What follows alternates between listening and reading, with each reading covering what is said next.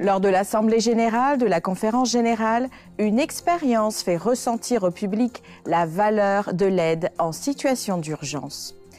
La revue adventiste, la rédaction qui imprime plus que des nouvelles, nuit après nuit, siècle après siècle. Vaincre le silence, la sécularisation et les distances, les défis des pasteurs et des bénévoles dans la mission eurasienne. ADRA lance le documentaire « Des étrangers parmi vous », une invitation pour le monde à voir les invisibles. Directement de Saint-Louis, vous suivez maintenant l'édition spéciale d'ANN.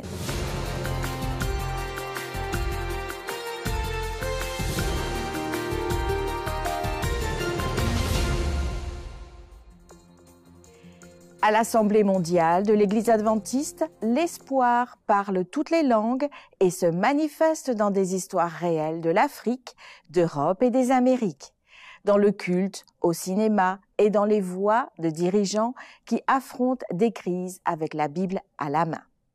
Plus de dirigeants d'église ont été sélectionnés le 6e jour de la session de la conférence générale. Cela inclut les trésoriers et les secrétaires pour chacune des 13 divisions mondiales de l'Église. Ils ont été élus pour un nouveau mandat de 5 ans. De plus, l'Église a accueilli 7 nouveaux secrétaires et un nouveau trésorier. Des leaders ont été choisis pour les différents ministères et départements de l'Église. La majorité d'entre eux continueront dans leurs fonctions. 3 nouveaux leaders ont été sélectionnés. Le département de la communication sera dirigé par Alissa Truman, les affaires publiques et la liberté religieuse par Nelou Boursea, et enfin, les ministères des publications par Mario Martinelli. Vous pouvez lire la liste complète des noms sur adventist.news. À mesure que l'adhésion à l'Église augmente, l'Église réorganise ses territoires pour atteindre les gens plus efficacement. Le changement ici a consisté à subdiviser les unions de mission et les fédérations. Cela est dû à la croissance explosive des membres. 11 nouvelles unions de missions et fédérations ont été formées. Ce changement concerne des zones en Afrique, en Amérique centrale et aux Philippines. La soirée s'est terminée par des rapports inspirants de la division du centre-est de l'Afrique, de la division du Pacifique Sud et un rapport particulièrement émouvant de l'Union de fédérations ukrainiennes. À la minute où je vous parle, des centaines de drones attaquent l'Ukraine, apportant la souffrance et détruisant des quartiers résidentiels. Тому ми потребуємо Божого захисту, і ми в цей час хотіли попросити, щоб помолились за Україну, за мир, який би був для кожного. Nous demandons la protection de Dieu et nous vous invitons tous à prier pour la paix en Ukraine. Lorsque l'un d'entre nous souffre, nous souffrons tous. Et ce soir, nos cœurs ont été touchés par le rapport que vous avez partagé avec nous. Mais même en attendant cette paix de Dieu, nous sommes encouragés par nos frères et sœurs en Ukraine qu'ils continuent à s'occuper des affaires de leur Père, à être le visage du Christ, à être les mains du Christ et à être la voix du Christ. Nous nous réjouissons pour les 3000 âmes qui ont été ajoutées au royaume, même dans ces temps difficiles. La plus grande division du monde en territoire est l'une des plus difficiles pour prêcher l'Évangile au milieu de la sécularisation. En Eurasie, où coexistent chrétiens, musulmans et bouddhistes, la mission adventiste résiste entre des contrastes culturels, d'immenses distances et des frontières fermées. Vous allez voir comment des pasteurs, des jeunes et des bénévoles apportent de l'espoir là où la foi a du mal à être entendue. La division eurasienne est un lieu de confrontation et d'entrelacement historique du christianisme, de l'islam et du bouddhisme, une région où des empires, des cultures et des peuples ont coexisté, formant une mosaïque d'idées et de croyances. Russie, Biélorussie, Moldavie, Arménie et Géorgie. Les autres sont musulmans. Kazakhstan, Kirghizistan, Azerbaïdjan, Tadjikistan, Turkménistan, Ouzbékistan et Afghanistan. Des rives de l'océan Pacifique à l'est à l'océan Atlantique à l'ouest, du cercle arctique au nord, au désert d'Asie centrale au sud. C'est la plus grande division du monde par superficie. Malgré les difficultés, l'Église adventiste du 7e jour dans la division eurasienne continue d'être active dans la proclamation des messages des 3 anges. Église. L'accent est mis sur l'engagement des membres laïcs dans le ministère, ce qui se reflète dans la stratégie « J'irai ». 3 années de vie et de ministère sont derrière nous. En tirant des leçons du passé, que pouvons-nous, en tant que membres d'Église dans cette division, emporter vers l'avenir? La fidélité des enfants de Dieu, le sacrifice de soi des pasteurs, le dévouement des travailleurs. Oui, aussi leur générosité, leur hospitalité, leur amour pour leurs voisins, leur amour pour Jésus, leur amour pour sa parole. En fait, c'est par la parole que nous vivons, car elle seule dure éternellement. Et elle seule offre de l'espoir. L'évangélisation reste une priorité centrale pour les pasteurs.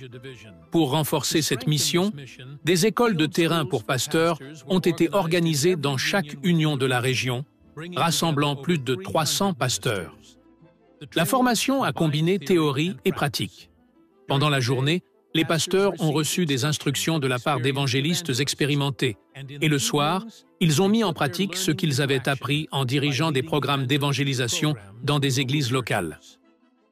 En conséquence, plus de 50 campagnes ont été réalisées, culminant en joyeuses cérémonies de baptême qui ont marqué des vies transformées par le message d'espoir. Le ministère des jeunes reste aussi l'une des priorités de la division. Depuis le 19e siècle, la Revue adventiste veille toute la nuit pour imprimer l'histoire. Aujourd'hui, grâce à la technologie et au processus numérique qui ne s'arrête jamais, elle poursuit la même mission, consigner la foi et l'histoire en temps réel. Depuis 1849, le magazine Revue adventiste touche des vies et inspire des lecteurs à travers le monde. C'est la publication la plus ancienne de l'histoire adventiste et elle sert de registre officiel de tous les événements et décisions pris lors de la session de la conférence générale. Du 3 au 12 juillet, l'équipe distribue 4000 exemplaires mis à jour du magazine chaque jour aux délégués et aux participants.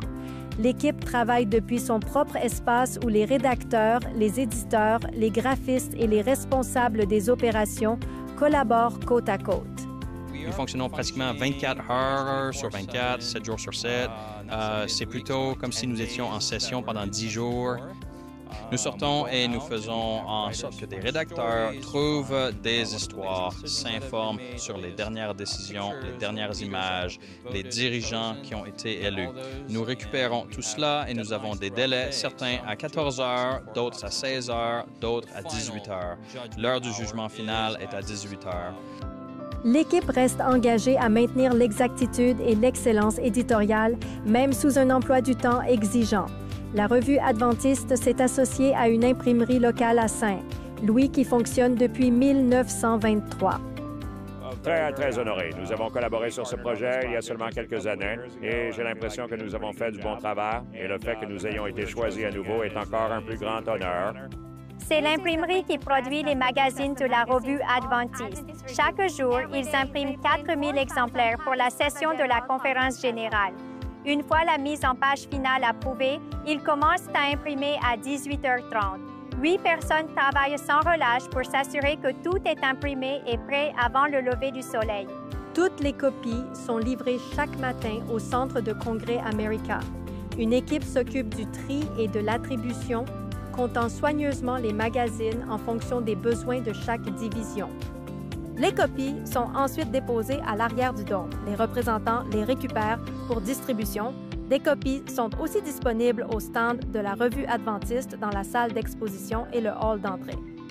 J'adore le fait de faire partie de ce ministère et de voir l'excitation des gens lorsqu'ils reçoivent le bulletin. Je me sens privilégié et honoré de faire partie de la Revue adventiste et de participer à ce processus qui a une si longue histoire et un tel héritage. Denis Dugana est un lecteur assidu des revues adventistes depuis des années. Il a même rêvé de faire publier ses articles dans le magazine. Je pense qu'ils font un excellent travail en imprimant tous les comptes rendus chaque jour afin que les gens puissent lire, surtout ceux qui sont chez eux. Je pense vraiment qu'ils font du bon travail et je prie que Dieu les bénisse. À une époque où les plateformes numériques dominent, les magazines imprimés comme la Revue adventiste restent essentiels, préservent les archives officielles et l'histoire de l'Église adventiste du 7e jour pour les générations à venir. Réfugiés, migrants, personnes sans pays et déplacés de 5 nations marquées par la guerre, la persécution et la crise. La Colombie, le Liban, le Congo, la Thaïlande et le Canada. Le nouveau documentaire d'Adra, Strangers Among You, ou Des étrangers parmi vous, fait ses débuts à la session mondiale et présente des histoires réelles de ceux qui ont tout perdu et luttent pour retrouver le respect et la dignité. Plus de 110 millions de personnes dans le monde vivent sans un endroit à appeler chez soi. Ce sont des mères, des fils et des filles déplacés par la guerre, la famine et la persécution. Que se passe-t-il lorsque les gros titres disparaissent? Un documentaire d'Adra International intitulé « Strangers Among You », des étrangers parmi vous, vous invite à dépasser les frontières et les étiquettes pour voir les gens tels que le Christ nous le demande, avec compassion, dignité et espoir. Filmé dans 5 pays et ancré dans des valeurs chrétiennes profondes, ce film raconte des histoires puissantes de femmes qui ont affronté les moments les plus sombres de leur vie et les ont transformés en moments de guérison et de sens. Voici un aperçu plus détaillé. Matthieu 25 était une des inspirations derrière le documentaire. J'étais un étranger et vous m'avez accueilli. En ce moment, nous avons des étrangers parmi nous, des personnes déplacées par la guerre, la famine, des circonstances échappant à leur contrôle. Ce documentaire couvre 5 familles différentes, 5 lieux différents. Je suis dans l'aide humanitaire, donc je suis allé dans certains de ces endroits. Et je connais certains des travailleurs humanitaires qui sont inclus dans le documentaire, donc ça me touche particulièrement. Mais au-delà de ça, le nom même, le titre, « Étrangers parmi vous », vous pousse vers une réalité qui a malheureusement été oubliée, mais qui ne peut plus être ignorée. Nous espérons que lorsque vous regardez ce documentaire, vous soyez amenés à voir d'abord les étrangers parmi vous. Qui sont les personnes qui sont négligées, les vulnérables, les personnes déplacées, celles qui sont mises de côté, et prenez soin d'eux, aimez-les et voyez-les. Ce sont des étrangers. Accueillez-les. Faites-en une partie de qui vous êtes, de votre famille et de votre communauté. Nous espérons que vous serez touchés pour faire partie d'un tableau plus large du monde et pour voir ce qu'Adra fait et vous impliquer avec Adra, que ce soit par votre soutien financier, vos prières ou simplement en parlant d'Adra. Strangers Among You est plus qu'un film. C'est un miroir qui reflète notre humanité commune et nous met tous au défi d'aimer, d'élever et d'accueillir ceux qui aspirent à trouver leur place. Le documentaire est présenté en première à Saint-Louis et que vous assistiez en personne ou que vous regardiez plus tard, c'est une histoire à ne pas manquer, car en aimant l'étranger, nous révélons le cœur de Dieu. Pour en savoir plus sur la première et le travail d'Adra dans le monde, visitez adra.org. La région transeuropéenne comprend 22 nations, chacune façonnée par une riche tapisserie de diversité culturelle et idéologique. Des montagnes glacées du Groenland aux rivages ensoleillés de Chypre, l'Église adventiste combine des méthodes traditionnelles et innovantes pour établir des liens significatifs dans un territoire souvent décrit comme laïque.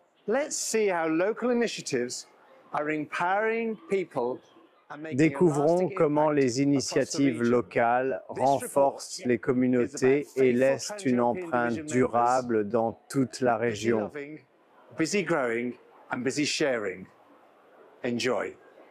Au cours des 20 dernières années, en moyenne, 7 nouvelles congrégations ont été établies dans la TED.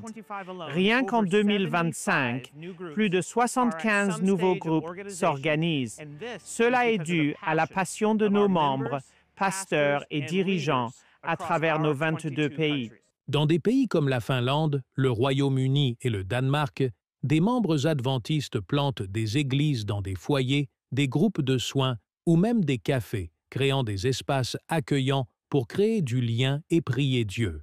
Dans un décor de pistes enneigées et de rires partagés, la Copenhagen Café Church reprend vie, réunissant anciens membres et nouveaux amis lors du camp de ski annuel.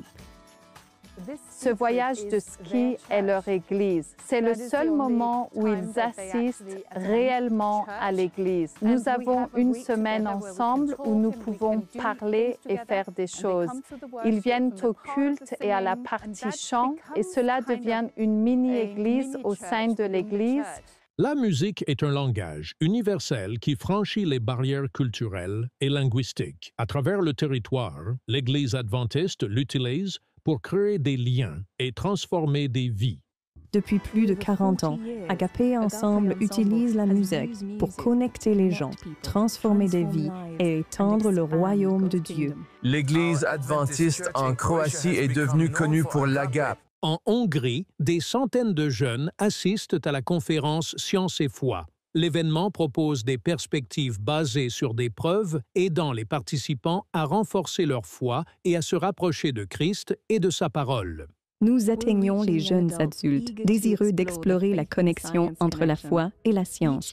La conférence des Mind Days réunit des adventistes et leurs amis d'université pour des discussions approfondies.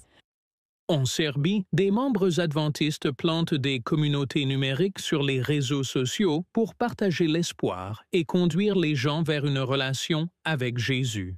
Lorsque nous avons lancé les Journées Snob de l'Esprit il y a 4 ans, nous avions en fait une idée un peu étroite, mais après 4 ans et en réalité plus de 400 participants, je ne pouvais pas imaginer que tant de jeunes professionnels s'intéresseraient à la science et son rapport à la foi.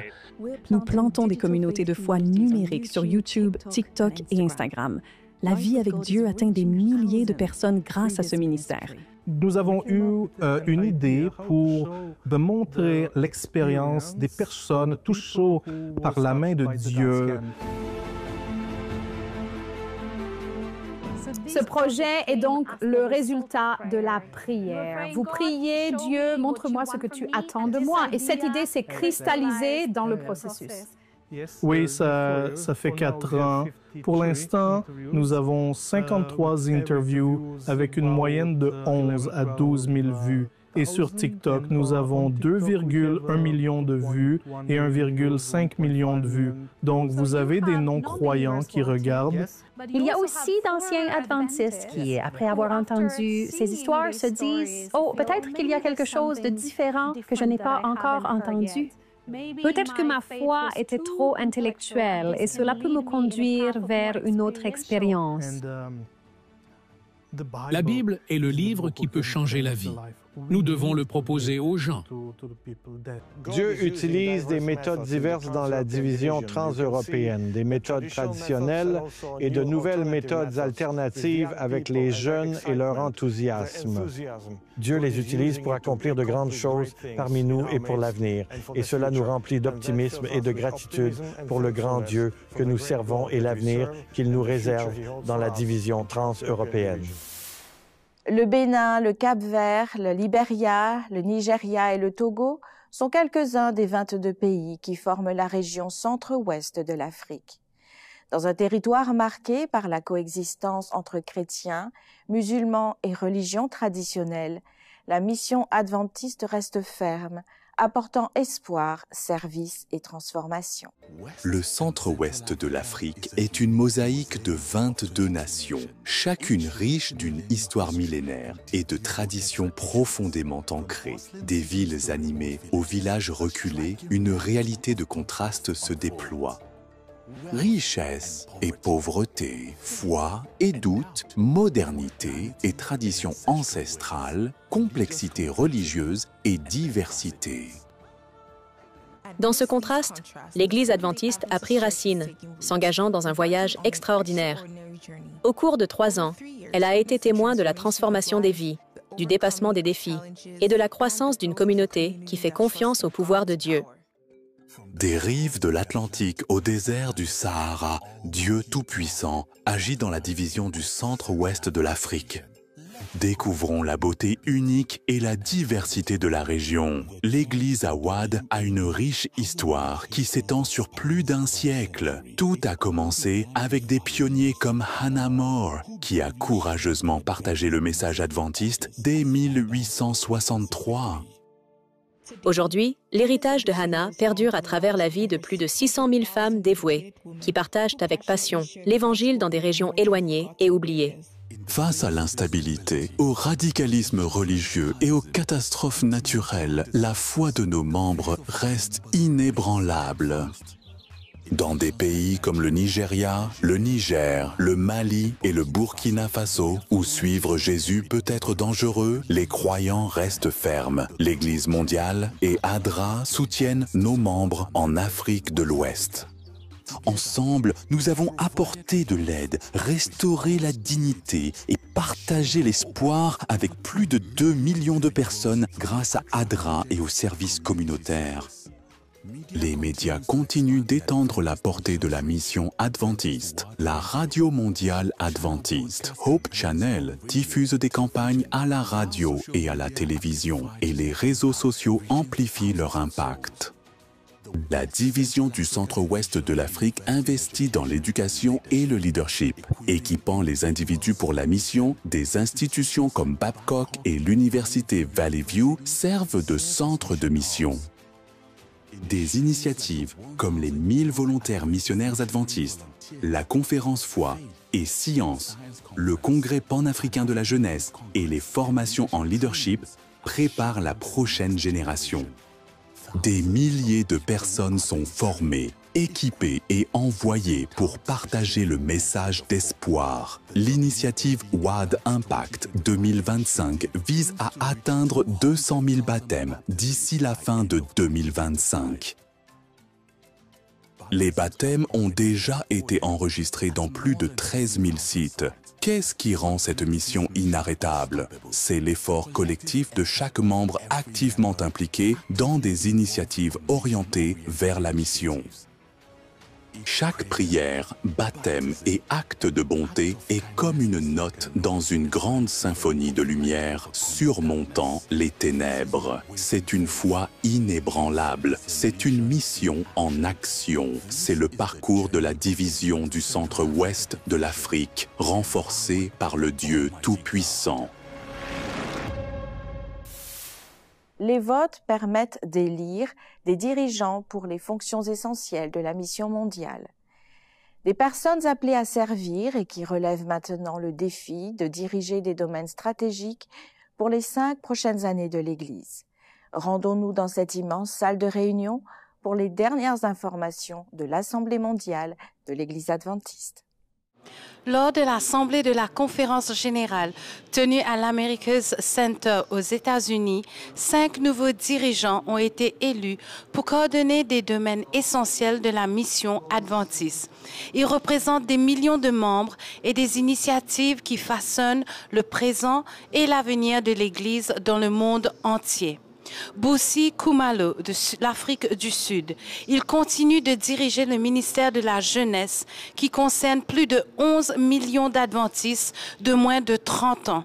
Il incarne une génération qui évangélise par l'action, les médias et une présence mondiale. Marcos Bofim de la Brésil. À la tête du ministère de la gestion chrétienne de la vie, il renforce un mouvement de fidélité, de discipulat et de croissance spirituelle. Ses ressources ont déjà touché des églises dans des dizaines de pays. Oratai Chureson de la Thaïlande, nouvelle directrice du ministère de l'Enfant, elle assume la responsabilité de près de 2 millions d'enfants impliqués dans les activités de l'Église adventiste à travers le monde. Galina Stele de la Russie dirige le ministère de la femme en promouvant le leadership féminin dans la mission avec un accent sur la formation, le soutien et l'engagement. Mario Martinelli de l'Argentine prend la tête du ministère des Publications avec pour défi de renouveler la littérature missionnaire à l'ère numérique et d'élargir la portée du message. Suivez tous les détails, votes et décisions de l'Assemblée mondiale sur le site officiel gcsession.org. La session de la conférence générale continue de tracer la voie à suivre dans les décisions, dans l'avenir et dans la foi de ceux qui croient en la mission. Suivez les actualités sur ANN et le direct sur gcsession.org.